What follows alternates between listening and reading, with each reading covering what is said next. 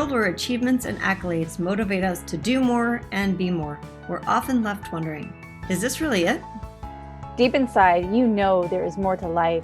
You're ready to leave behind the old, push your way through, and claim the deeper life that's calling you. That's where we excel. We're your hosts, Stephanie Allen and Maren Oslac.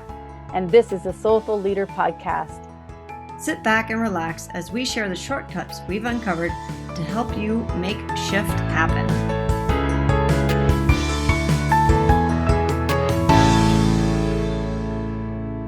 Welcome to the Soulful Leader Podcast. I'm Maren Oslac. I'm here with Stephanie Allen.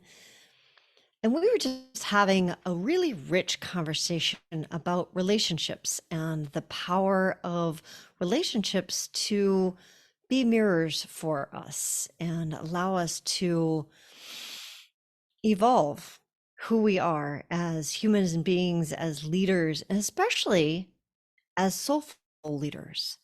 And I think that oftentimes when we think of looking at relationships as mirrors, because this is nothing new, right? Nothing earth-shattering and new. When we think of it, though, we think about our personal lives. And we don't necessarily think about our business lives of the person in the cubicle next to us, or our bosses, or our team members, or even, the annoying person on the floor down below. Right? Or, if we're looking at leaders from a slightly different perspective of our children or our parents or our, that is on the personal side. And we often don't think about it on a day-to-day basis. And it came up for me this morning in a mastermind that I was in, where another woman reflected back to me that we can't really know ourselves until we know another, until we're in relationship. And that essentially comes back to other people are mirrors for us, right? Well, I think of the saying, to know me is to love me. And when I said, well, how well do we really know ourselves? And how can we possibly love ourselves if we don't know ourselves? And then we can take another level of that. It's like, well, if I don't know myself, and by the way, I'm going to say to all of you, we're not supposed to know all of ourselves. It's a discovery process. It's an unfolding, gradual, that's the kindest way. If we just went poof and we got to know ourselves, it would scare the bejeebies out of us. So Stephanie, can you just say that again? Because I think that is our culture teaches us that we're supposed to be fixed and know everything and just be done with it. Right. And it's not kind. It's not. It's not kind. And so when we say, I want to be able to love you or lead you, but how am I loving and leading myself? And do I really know myself? So I always look at it. It's always a mirror, like what you said about relationships. It is a mirror. It's like, I will not love you any more than I'm able to love myself. And here's the other catcher. I won't let you love me any more than I'm allowing myself to love myself. You can't. You can't. So it's because it's stuck. And Rumi always says, seek not for love, because we already are loved, by the way. Why are you looking for something that you already are? You already are. You're it. There's nothing to fix. There's nothing to change. So seek not for love. Instead, seek all the barriers you've put up against it. And so there's a saying that I have in adult children of alcoholics and dysfunctional families. It's like, you have defects, but you're not defective. You're not the defects. It's like we come into this world and we learn patterns and conditioning and, methods of control and manipulation and people pleasing and perfectionism. And that's that whole codependency, which is the lack of self-love, because those who were leading you as adults, as teachers, as friends, as whatever, colleagues, teammates, as children are teaching you what they already know. And we haven't learned how to source it inside. And it's already there. It's already there. So, this is our conversation today, because we're incredibly hard on ourselves, thinking that we should have it all figured out and we should be all that and glory. and that I'm defective, so therefore I'll never attract someone who loves me. And that's not true at all. In fact, sometimes because you're working through things, you will attract somebody who will actually help you unfold your reason for being and unfold and discover who you are through challenges and difficulties. That's part of it. I want to go back and chat a little bit about what you said of, we come into this world and we're given these, we're taught what somebody else already knows. And I think a lot of times we want to go back and blame people. They taught me this, they taught me that. And what I want you to realize is that it's intentional, that the first part of our lives are a bunch of stories that we're taught a bunch of stuff that then in the second half of our lives, we get to unravel and unlearn. I was just going to say that. We spend so much time and energy and effort studying and trying to repeat what we've learned, only to realize at a certain point in our life, we're like, oh, that really isn't helping. I need to unlearn that. Right. And that is the whole process. And,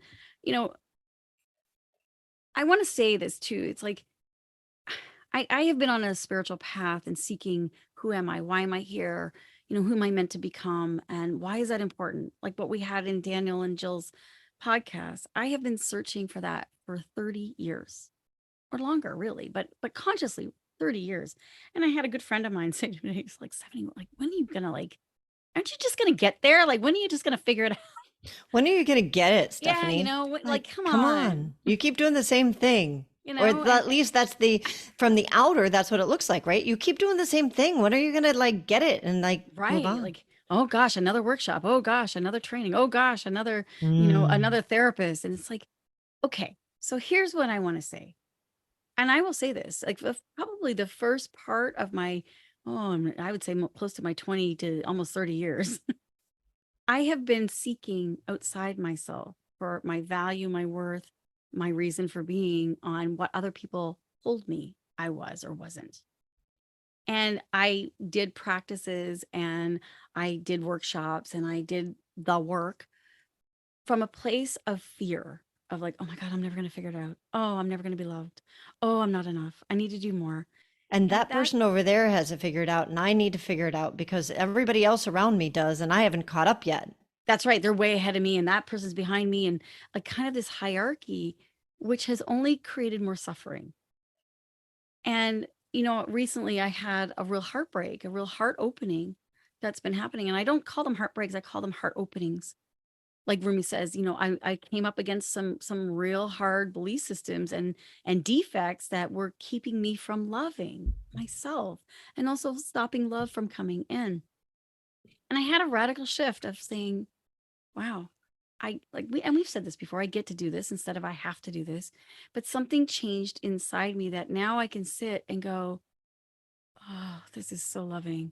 This is so nurturing. This is the inner inquiry, which is self-love.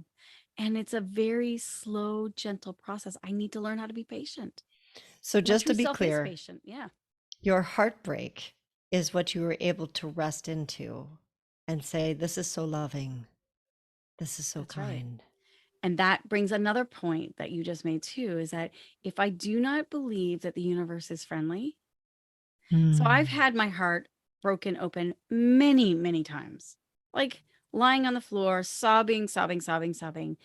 And the times that I have had that I've been doing that, when I believe that the universe is unfriendly and it's punishing me and it's because I'm not good enough and I didn't get it and I'm never going to get it and life is going to go to hell and it's going to get worse from here. You can see where I'm going with this. Yeah. It took me a lot longer and there was a lot more suffering. Now, I'm not saying that the suffering when I'm the opposite, when I am connected to a very loving presence, that this is happening for me, not to me. The difference in the processing of that is that, you know what, it actually, and I'll be honest with you, it actually can feel like it hurts even more.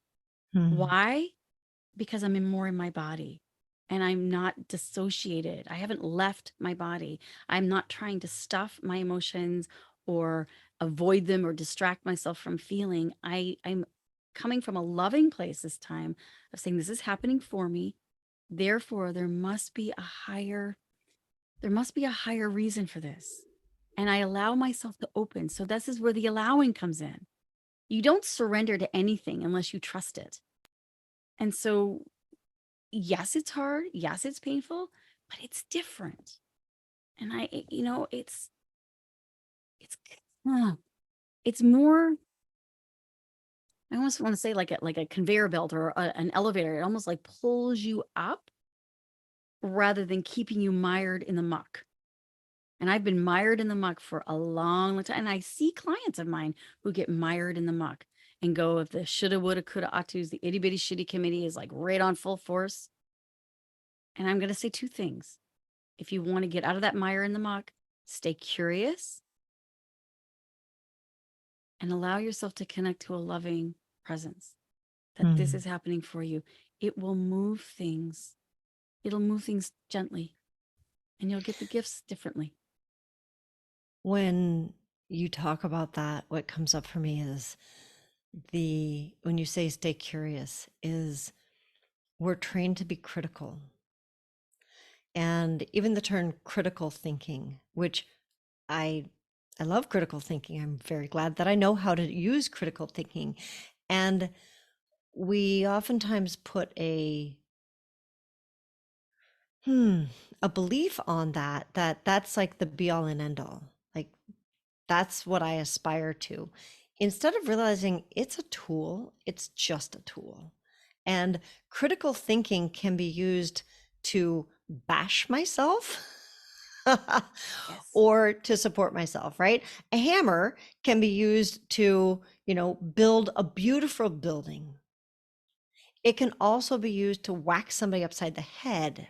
It's just how we use our tools is so important.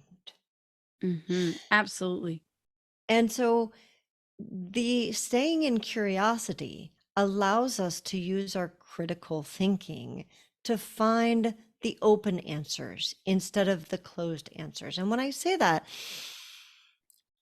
and we've talked about this before too, is especially in business, we want to find the answer. We have a whole podcast on the answer versus an answer. And I'll make sure I link that in the show notes for you guys. I don't know the number off the top of my head, so look in the show notes for that. Anyway, when we are after, as business people or as leaders, after the answer, we'll ask a question along the lines of, what should we do? We might go to our teams and be like, all right, here's the problem. I want to know what we should do. An open answer, that gives us a closed end of like, okay, this, or this. It's all these either ors. An open answer would come from a slightly different question, one that involves curiosity of what could we do? And you can see the difference. You can feel the difference. There's space in what could we do? Now, people, if I go to my team and I say, what should we do? Everyone feels a lot of pressure, that critical, like, oh, if I don't get it right, it's like, and should I even say that? Oh, that probably isn't good, right? So it closes everything down. If I go to my team and say, what could we do? Everything's on the table. Now I have this openness. And when we're looking at it from the perspective of like your heartbreak, of having that openness with spirit of like, what could this be? And opening to the curiosity, like you said, of what could this be? And allowing those walls, those barriers, those patterns, those defects to be able to see them and to make a different choice. They say, without awareness, there is no choice. There is no freedom. And we need to become aware of the things, the patterns that we are doing. And I'm going to link this back to soulful leadership because, if you are connected to a loving source within you, you're going to trust it more and you're going to surrender more, to be open, to ask different questions and be open to different suggestions. Also, instead of being critical and staying curious, we are critical with others because we are so immensely critical with ourselves. And the true soulful leader is how we lead ourselves, our inner narrative, our inner mind talk, the way we treat ourselves, the way we think about ourselves, the embodiment of it is how we actually do it in the outer world. It is a mirror as well. It is exactly a mirror. Hello, kitty. See, it's spiritual. Get the tail by your face. Pay attention. Right. And it's like, why can't we to laugh at ourselves when there's mistakes? Like to be able to, for those of you who are just listening, my cat just jumped off my lap and his tail whacked me across my face. So I say, I could either be very critical about that and say, oh, Maren, we need to redo that. Or I'm like, okay, how cute is that? Like the cat's just lovely saying, pay attention to that, Stephanie. How are you treating yourself? And this is out to everyone. Like, how are you treating yourself when you quote unquote make a mistake? I don't believe there's mistakes. Well, Only let's look at that word real quick, because when Stephanie and I use words mistake, you're hearing like just the regular word mistake. And I know for both of us, we think of it differently. We think of them as mistakes. So, like in a movie, take one, take two, take three, right? So it's like we had a mistake, and it's not a big deal. I call do-over. Or maybe it's like whatever, maybe it's like, okay, maybe not a do-over. Maybe we take that and we roll it into where we're going, kind of like the cat on your lap, right? Well, and if we're connected to an unloving God or an unloving universe, and we're in criticism and we're wanting to be in our defects of perfectionism and control, that mistake is going to have serious ramifications to your immune system and to those you're leading. Yeah. So this is a key. Like when you feel irritated, angry, upset, emotions are weather. They are weather. And we need all weather in order to clear things out, to make space, to nourish the soil and to help things grow. Is sunshine good or bad, right or wrong? It is what it is. It's weather, it's sun. And there's a higher reason behind it. Too much of anything is not going to be in balance, but it's like if we can drop in and go, okay, this anger right now, where is it coming from? Oh, I'm being really angry with myself because I want to be perfect, or I'm going to feel like I'm going to be abandoned or alone, or I've done something wrong. And now it's just like a whole lot of wrongness in my life. It's just all going to go down. I've wasted my whole life. Challenge yourself and say, is that really true? Or was that a great learning opportunity? And you have that opportunity to shift that presence. So when I say to know thyself, to thyself be true, right? To thine own self be true. Well, what is the self that you want to be true to? Is it the ego that's totally gripping and hanging on and attached to everything? Because that's going to be suffering, because that is a limited self. Or is it the self that already knows who you are, why you're here, your reason for being, your love, your passion, your gifts, your strengths? If you can tune and start to discover that part, which is the curiosity, which is the loving presence that everything in this world is helping, is conspiring to actually help you. If we come from that place in our hearts, not that a broken heart is easy, but that you will go through that brokenheartedness or that struggle or that challenge in your life with that person, with yourself, with health, finances, whatever it is, you will show up completely different. And your leadership will have so much more of a ripple of effect. As you were speaking, that's what I was thinking about of one of the things that is important to both of us is this sense of this movement of personal development, taking that into the corporate world, into the business world, and not keeping it separate. And this is a perfect example of it, because somebody who is aware on that level that you were just talking about, of recognizing that when that trigger comes up and I get angry at a coworker, or I get angry at a solution that didn't work, or I get angry at, or I get irritable. So it hasn't even gone to anger yet. It's just irritated. It's that it's not directed at that person. It's going back to what we talked about at the very beginning. It's a mirror for me, right?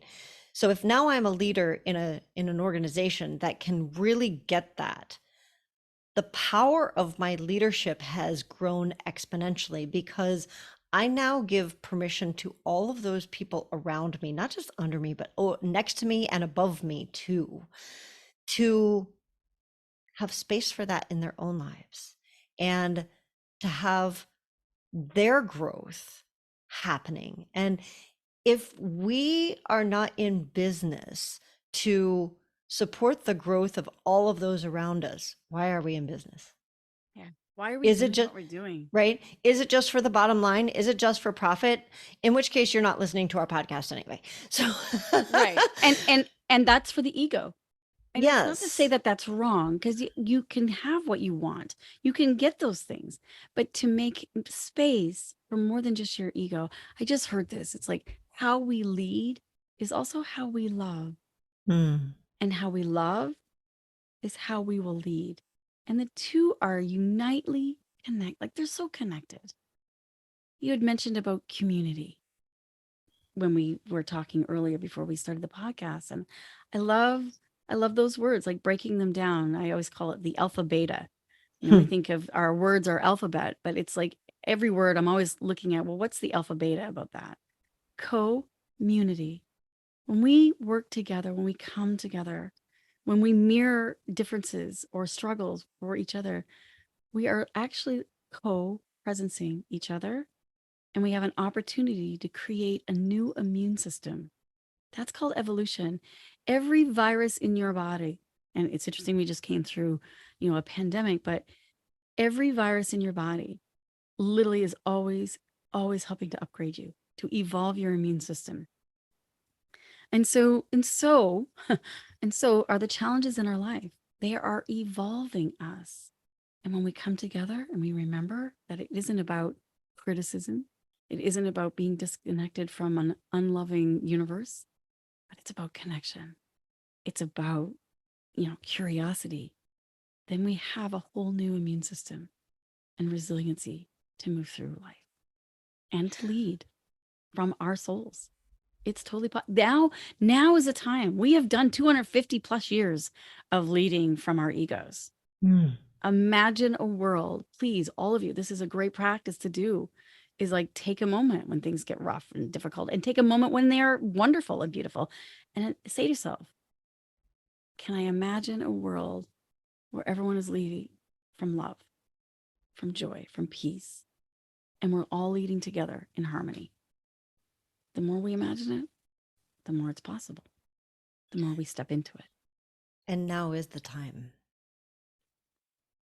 I don't know how many of our listeners are familiar with Lynn Twist. She wrote The Soul of Money, and she has, I believe it's called the Soul of Money Institute. She is an amazing being and one of my exemplars, somebody that I aspire to be like her. And she talks about a native prophecy of a bird, humanity as a bird. And we have been, as Stephanie mentioned, doing it a certain way for the last 250 years or longer, which is a very masculine way. And not to say there's anything wrong with the masculine way, it just is when it's imbalanced, when it doesn't have a strong feminine with it. Then imagine the bird of humanity as a one-winged bird. One wing has gotten really strong over time because it's been nourished and it's been loved and it's been given lots of attention to, and it's the way we've been doing things. And if a bird is flying with one wing, it will fly in circles. And when you think about where we are as a culture, we've been going in circles. And so the other wing, which is the feminine, has been kind of trapped and held down. And recently it's been starting to unfold. And when I say the feminine, I'm not talking about male and female. I'm not talking about women are, feminism and all of this stuff. There's an aspect to it. I'm talking about within every single one of us, there is a masculine and a feminine. In our communities, there's a masculine and our feminine. In our businesses, there's a masculine and a feminine. And it has been so heavy towards the masculine. And now is the time. The feminine, the wing is unfolding. And imagine what Stephanie just talked about of like, imagine a world where living and loving and leading are the same thing.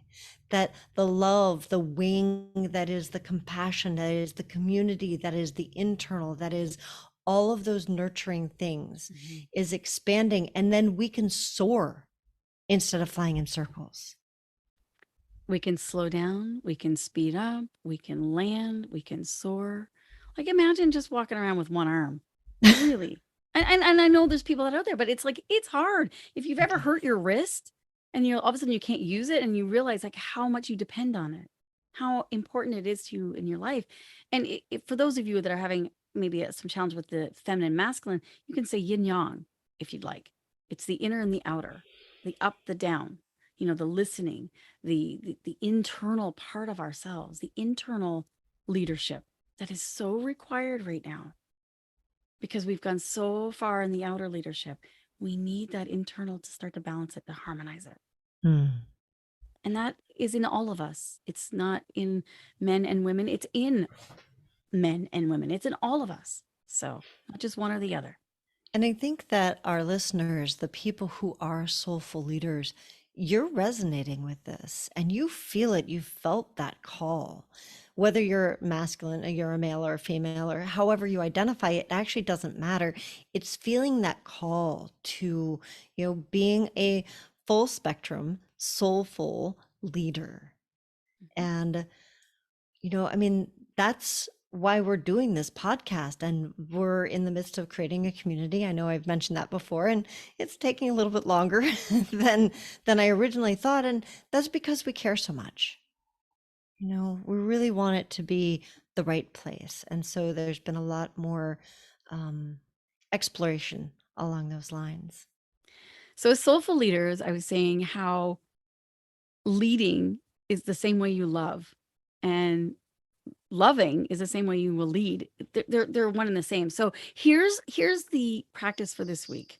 In addition to sitting and imagining what a world would look like as leading from love, like what that would look, I also want you to look at what would that mean for you? What is your part in that? How might you lead yourself with more love, and how that might affect how you are in relationship with your world, and offering that as a healing remedy, like almost like a multivitamin to humanity, so that we can share the nourishment in the world. That's the first thing. The second part is looking at what gets in the way. So here's part 2. What gets in the way of allowing love in for you? What habit or belief system or character that you put in there, personality that you put in there, that pushes love away or stops something from coming in and just nurturing you?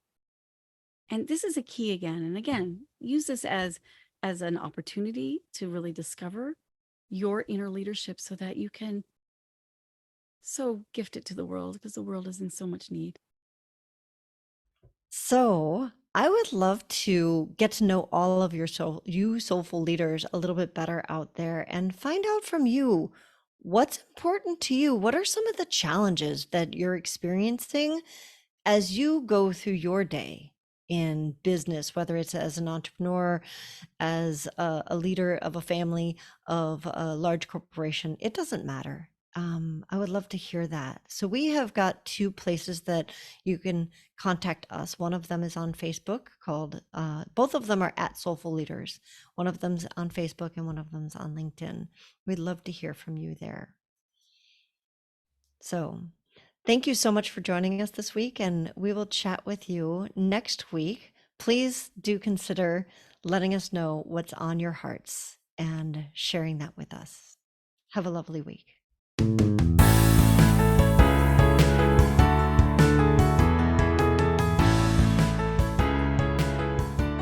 And that wraps up another episode of the Soulful Leader Podcast with your hosts, Stephanie Allen and Maren Oslac.